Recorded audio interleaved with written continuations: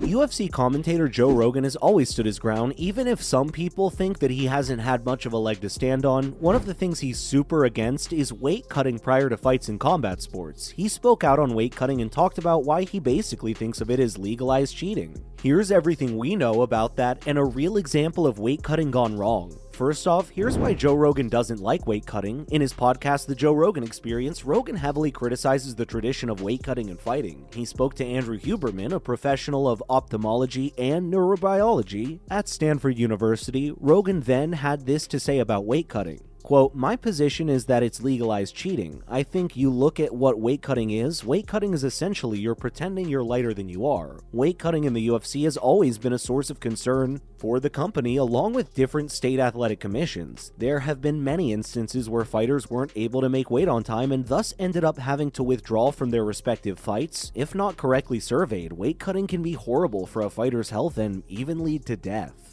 Rogan continued by saying that during weighing, you always see the fighters shuffling and they've also blacked out. He also pointed out how this is done a day before the fighters have to go into the cage, which is a really grueling experience and takes everything out of a person both physically and mentally. To him, it's one of the things done in the sport. The podcast host also gave his opinion on the changes needed to stop the harsh implications of cutting weight. The UFC commentator gave the example of one fighting championship where weigh-ins are done in much a safer way for the athletes. Coming up, Rogan suggests an alternative. He doesn't know exactly how the guys at one fighting championship do it. They're out of Singapore and they have a type of hydration test that used on the athletes. One Championship, which is Asia's premier fighting organization, has somewhat different policies than UFC. They mandate fighters to compete at their walk-around weights. In a discussion with MMA Mania, One Championship's president and ex-fighters Rich Franklin said that they avoid the term weight cutting since there's no cutting. They devised a system of how they want athletes to weigh in. The only way they can see to do it that they'll actually compete at the weight they walk around at is through hydration testing. An instrument is used to test the exact gravity of their urine, which tells how much solutes are in their urine,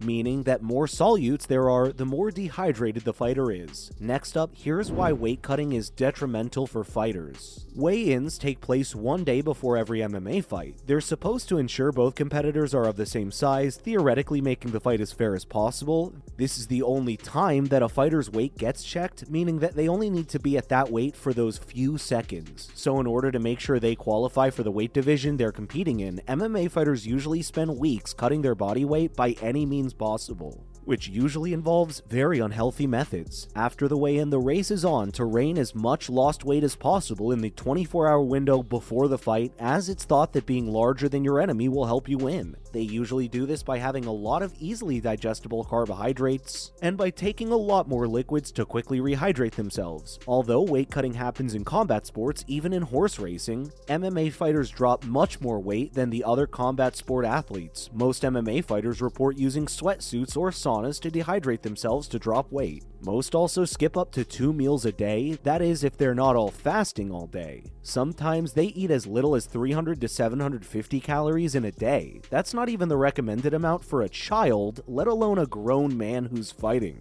This sort of food and fluid restriction can negatively affect brain and nervous system functions and a muscle's speed and capacity to work when needed, meaning it will take fighters more effort to complete athletic activities. It can also lead to long-lasting health issues. Let's take a look at a real example. Khamzat Chimaev had to weigh in for his welterweight main event at the UFC 279 pay-per-view against Nate Diaz at 178.5 pounds, which added up to being 7.5 pounds over the limit. Ariel Helwani said the significant weight miss was because of a medical issue, but gave no further details. That was until UFC president Dana White decided to make public what happened and revealed Chimaev has been advised to stop cutting weight after cramping and locking up. In case you didn't know, that's not supposed to happen, and those symptoms are the typical signs of a bad weight cut.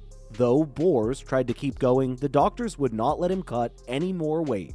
White spoke out about it on SportsCenter and said he was cutting weight despite being extremely lean already. He ought to have come in on weight, but he had to bad cut and experience painful symptoms. Anyways, the doctors had officially stopped him from losing any more weight. Because Chimaev came up short on the scales, his fight with Diaz got cancelled and a string of new fights was planned in its place as a result. The 6 fighters sitting at the top of the pay-per-view event would basically exchange opponents. So according to the new lineup, Khamzat Chimaev then ended up fighting Kevin Holland, and Nate Diaz went up against Tony Ferguson. Everything aside, White was so glad to have salvaged the issue, and that too on a few hours' notice. Other related news, first off, Conor McGregor wants the attention on himself. Of course, Conor McGregor had his own 2 cents to add concerning Nate Diaz's UFC exit. Diaz came out victorious in the main event at UFC 279. He won his match with Tony Ferguson in a quickly put together matchup by submission to secure a win in the final UFC fight of his contract. It is now expected that Diaz is going to head over to the sport of boxing and self-promotion. However,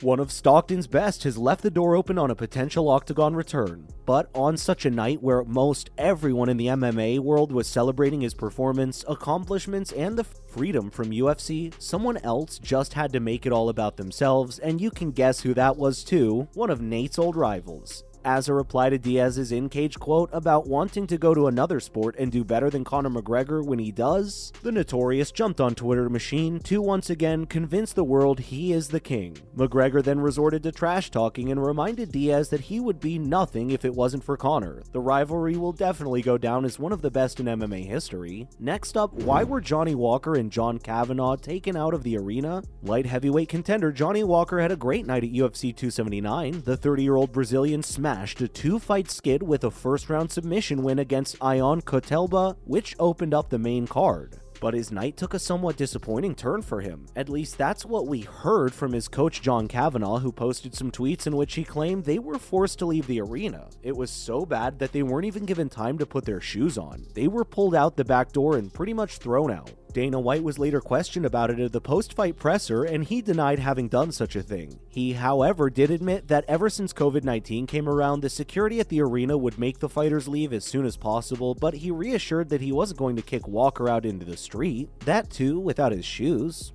Finally, Chimov doesn't care what you think. Kazmat Chimov has refused to pay any attention to the critics, one of whom was McGregor, who claimed that Chimov doesn't even deserve to have a career because he missed weight. The UFC star can't be bothered. He's been dealt plenty of backlash and criticism following his big weight miss for UFC 279. From fans too. Chimov had to fight Diaz in the main card of the event, but he came in at 7.5 pounds over the weight limit. The weight miss led to some last-minute switches to matchups at the top of the card. Chimaev may have fought and beat Holland, but when he showed up for the ceremonial weigh-ins and fight night, he got booed by the fans like never before in his life. Being a significant fighter for welterweight and not missing weight by a pretty big amount, may have also started wondering if Chimov can even have a career at 170 pounds. The undefeated contender won't be shutting the door on welterweight just yet, but he's not totally against moving up in weight either. And we're starting to think maybe that's not such a bad idea. And that's a wrap. Do you agree with what Rogan said about weight cutting? Let us know in the comments below. Remember, don't forget to like this video and subscribe to our channel for more exciting videos in the future. Thank you so much for watching, and we'll see you next time.